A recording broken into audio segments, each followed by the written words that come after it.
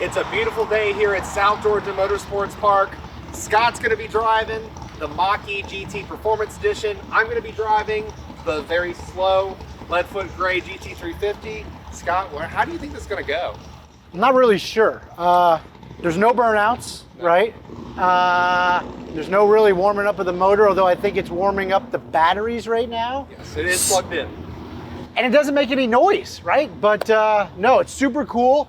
We're very thankful. We've had the base version at our shop for a week now.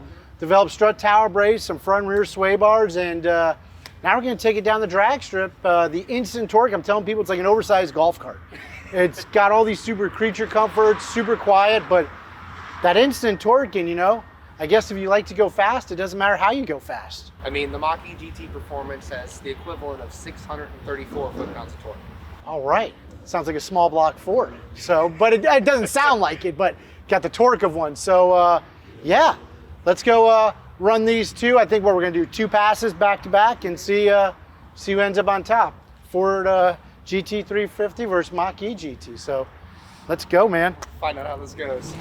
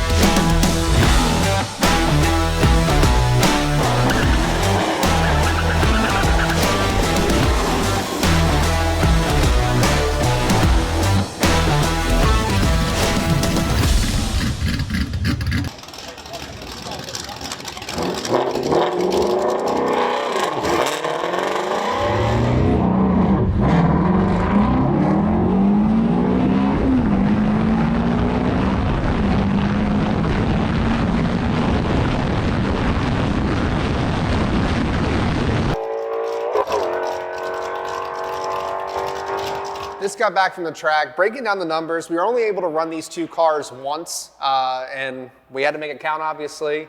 Scott, how do you think the Mach-E did? He's smiling already because he got me, right?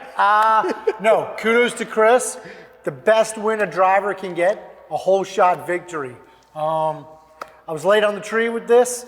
You think electric motors, instant torque, which it has. When we go to the video in a minute, you're gonna see it left the GT350 on the starting line, but in the unbridled mode, if you don't have the vehicle at a full stop, it's gonna actually wanna keep rolling no matter what. And instead of going red on the tree, stood on the brakes, was late on the light, but it was a good old drag race. I mean, I was literally looking out the window waiting for him to fly by, because you look at the front half of this car, and like we kind of had mentioned, it's like in a mid 11-second car. I think it went a 7:48 in the 8th mile, consistent 1.8 short times, even at only like 72% battery life. But it was fun. It got out on you like we thought. I was hoping he was gonna miss a gear. He didn't.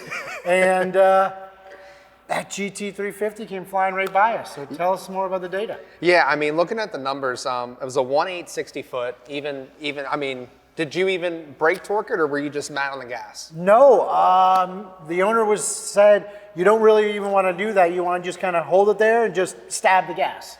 So that's crazy. And a 187, obviously that throws you back in your seat with that 634 pound-feet of torque.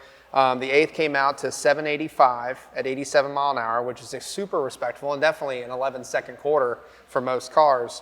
But it kind of fell down, and we'll throw it to the data in a second so you could see.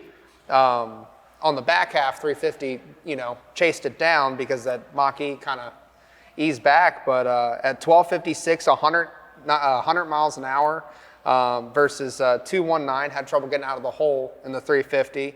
Not so much torque down low, but 115 mile an hour with a 1260. Now, I may have gotten across the finish line first, but the Mach-E actually did have a faster ET with a 1256, and I believe he ran a 1255 again later. Yeah, 1255 was actually against the blue standard one, where they both went identical 101s, which is so weird because as a drag racers, you're always looking at the data, the numbers, what it means, how much horsepower are we making, what's our net potential ET. It's wild that both the standard and the GT version both cross the stripes at 101. But what we're told is that the standard model actually allows it to gain speed the entire way down the track, where this thing only picked up 13 and 14 miles an hour on the back half, which is really slow. And I guess it only really allows you to go full throttle for about 5 seconds. So Ford, if you're out there and you're listening, we want all the torque.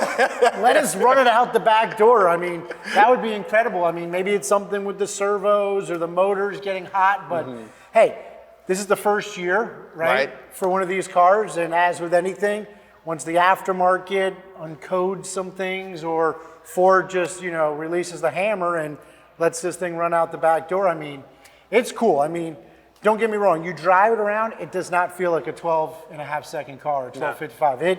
It feels like an animal down low. And kudos, like I said, to Ford. I mean, this technology is here, whether everybody's on board or not, but it is. It's super cool. It's a different feeling, super quiet. And I go back to the 2018, the silver car, when we were first out there testing it. New body style, new Gen 3. Everybody's kind of looking at it. You couldn't keep people out of this car, you know, let alone around it the whole time. I mean, it was like, no, jump inside, you know. Oh, it's running? Yeah, it's running. We're keeping the batteries warm and stuff like that. So super cool technology, and can't wait to play around with it some more, that's for sure. Yeah, there's absolutely no doubt. It definitely was a close race. Yeah. I mean, so you ready to dump the 350 for the torque monster electric power Mach-E or what? Not quite, not quite. I mean, at the end of the day, the Mach-E is the future. Electric vehicles are coming whether we like it or not. And personally, I'm a huge fan. That thing is absolutely insane. But the ICE engine is going nowhere at the end of the day. S650 is on the horizon. We've seen those spy photos. Hybrid, all-wheel drive, all these different things are getting thrown around about the next body style Mustang. And I don't know if I can just ditch it all for all electric yet. I'm with you. As much as I love the torque, you can't beat the sound of one of those.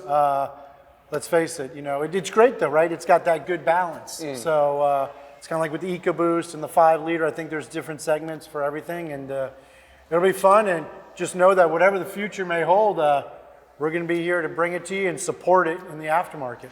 All right, before we wrap this thing up, let's look over the video footage of these two going down the track. All right, staged them. Let's see. Okay, had trouble launching. Getting down the track. Torque monster. Buses. What's like happening? I'm on the way to Gapplebee's, but here comes the freight train by me that is the GT350. Dang. And at the end of the day, it is a top-end car. I mean, you can expect that 8250 RPM to do its job at the big end of the track, especially when you're limited to 5 seconds of full throttle on this thing. But what's wild is you weighed your car in at like 3,700 pounds after the pass, right? And this weighed in at 5,030 pounds, yet it's still able to pull the whole shot on them. But it just goes to showing that all that electric power, that instant torque. I mean, a 1.860 foot in a 5,000 pound vehicle. That's insane. Insane. It's really cool. On street tires, you know, it's not like it's, you know, some of those Teslas out there on full slicks and everything doing crazy stuff. I mean, we even jacked the air pressure up to 40 pounds to try to get a little bit more rollout, but. Definitely some good information here. I mean, just pitting these two vehicles against each other, they're definitely relatively equally matched when it comes down the quarter mile. The Mach-E, now let's be honest, if Scott was able to get out of the hole and get a little bit better of a reaction time, he would have been faster than me, no doubt. I would not have been able to chase him down. At the end of the day, his ET was faster than mine. So, I mean. I just wish we had more time, right? I mean, we ran out there and we were only able to make 3 passes the entire time, 2 in this, and of course we had to knock the dust off the silver car, but it would have been cool to have us go 3 passes because you would have had one of those, you know, photo finishes of us going across the finish line just about the same time, so. 2 completely different ways to make power, and obviously if it was an 1/8 mile, it wouldn't even be a race, that's for sure.